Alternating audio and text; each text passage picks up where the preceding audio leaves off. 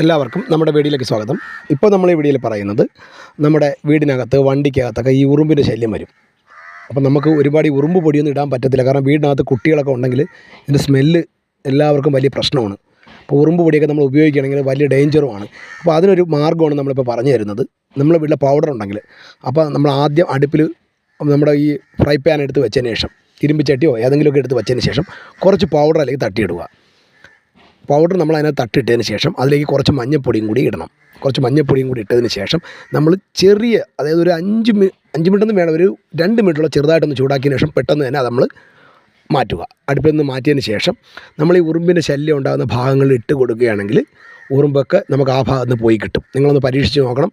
അപ്പോൾ വണ്ടിക്കകത്തും വീടിനകത്തുമൊക്കെ നമ്മൾ ചെയ്യുമ്പോൾ നമുക്ക് കുട്ടികൾക്കും നമുക്കും ഒക്കെ ദോഷമില്ലാത്ത രീതിയിൽ ചെയ്യാൻ പറ്റിയൊരു മാർഗ്ഗമാണ്. നല്ല സ്മെല്ലൊന്നും ഉണ്ടാവാതെ നല്ല മണവും ഉണ്ടാവും. അപ്പം നിങ്ങളെല്ലാവരും ശ്രമിച്ച് നോക്കുക, ഷെയർ ചെയ്യുക.